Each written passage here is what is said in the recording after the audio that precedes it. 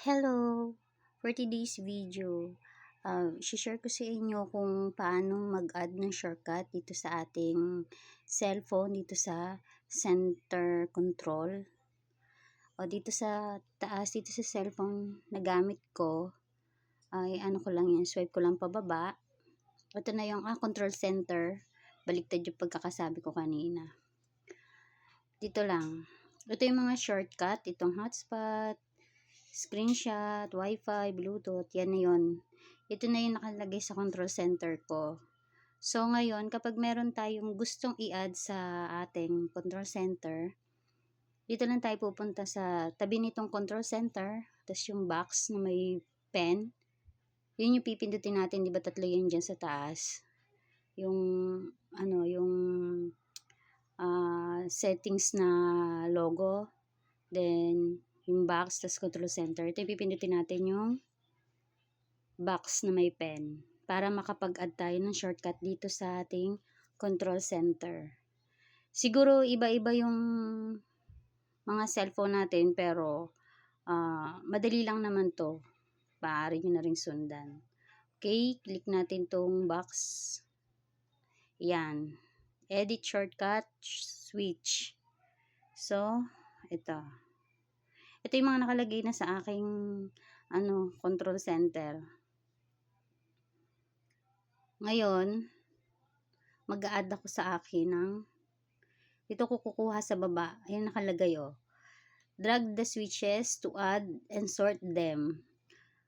The above switches will be shown in control center. Sentry pala to. Center ako ng center, no? Pala desisyon yung bunganga ko. Yung mata ko. Okay. Ngayon, kahit alin na lang i-add natin. So, add ko tong timer. Ano ko lang to. Long press ko lang to. Yan. Naka-long press na ako. Then, i-drag ko doon sa taas. Ayan. O, diba? Nalagay ko na. Tapos, kapag nailagay nyo na doon, click nyo yan done. O. Tapos, itingnan natin kung nandito na yung akin dinrag kanina. So, ayan na yung timer. Okay. So, ngayon naman, pag may gusto kang alisin, swipe mo ulit ito pababa, yung control sentry, click mo ulit yung box. Yan. Tapos, pili ka ng yung aalisin mo. So, aalisin ko ulit itong timer. I-hold ko lang to. Hold, tapos, i-drag ko lang pababa. Drag nyo lang pababa. Ayan. Magtatanggal pa ako. Ito. Didiinan ko lang. Then, ilalagay ko na dyan. Ganun siya.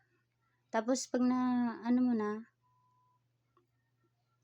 done ulit. O, diba? Para mapabilis, lalagyan natin yung mga shortcut dito. Yun lang. Control sentry, yung box na yon na may pencil, then drag and hold and drag lang, lilipat. So, ito na. Ito na yung mga lagi nating ginagamit. Okay, salamat sa inyong panonood.